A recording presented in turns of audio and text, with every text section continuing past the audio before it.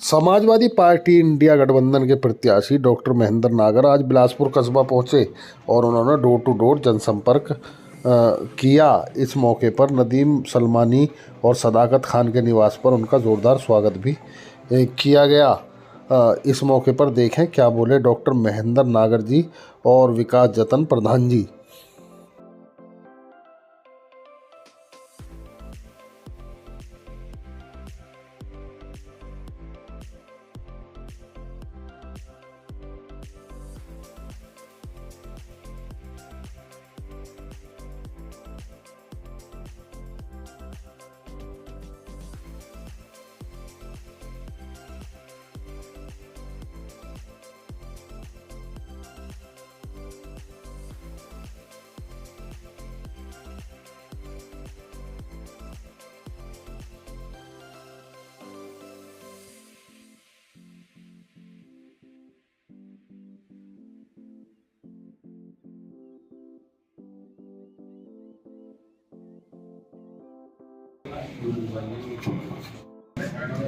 देखो देखो सभासद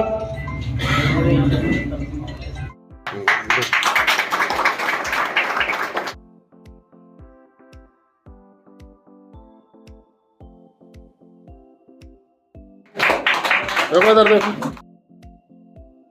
कर रहा है। और जब भी चुनाव एमएलए का हुआ हो, चुनाव सांसद का हुआ हो, इस कस्बे ने समाजवादी पार्टी को सबसे ज्यादा वोट देने का काम किया। ये चुनाव के अधिकारों को बचाने का चुनाव है। ये चुनाव तानाशाहों से चुनाव है। उन तानाशाहों से आपका चुनाव है जो तानाशाह आपके वोट के अधिकार को भी खत्म करने जा रहे हैं। आज पूरे देश का, पूरे प्रदेश का आप माहौल देख रहे हैं और देख भी लिया है, पिछले 10 सालों से देख रहे हैं। ये चुनाव महंगाई की मार का चुनाव है। आम जनता परेशान है।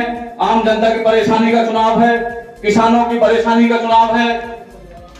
हर पीड़ित, हर शोषित, दलित, पिछड़ों का चुनाव है। ये पार्टी सिर्फ और सिर्फ सरमाएदारों की पार्टी है और सरमाएदारों के लिए, कुछ चंद सरमाएदारों के लिए पूरे देश को उनके हैंडओवर कर देना चाहती है।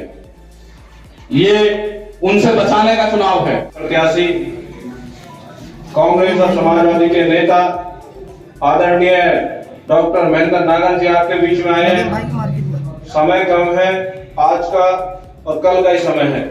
मेरा सभी साथियों से कहना है, पूरे दिन आप कुछ भी करिए, आज शाम को 2 घंटे और कल सुबह को 2 घंटे और कल शाम को 2 घंटे बस दे देना, आपका चुनाव आपकी झोली में आ जाएगा।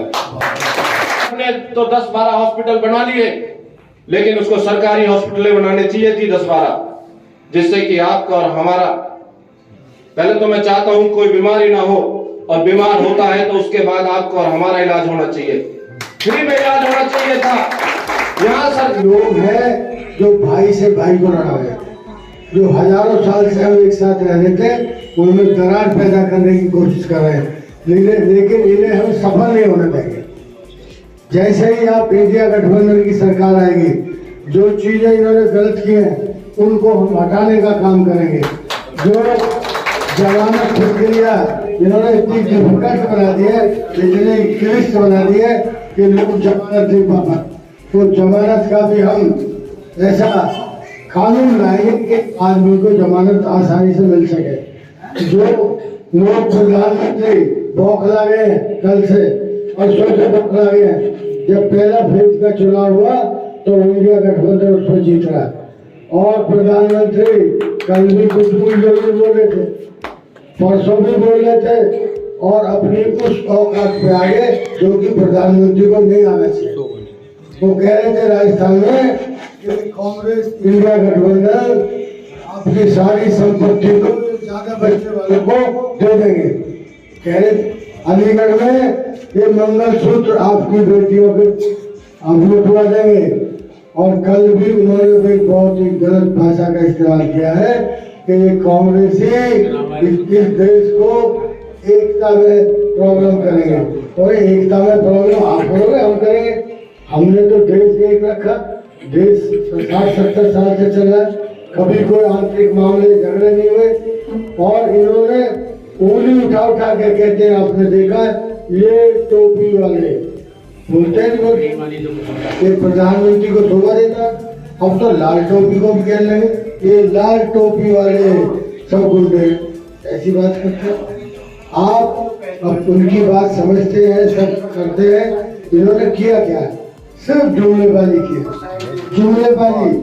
और जो भी विकास ने कहा, उन 2019 में भी लोगों का मन बना कि हमें हरा है।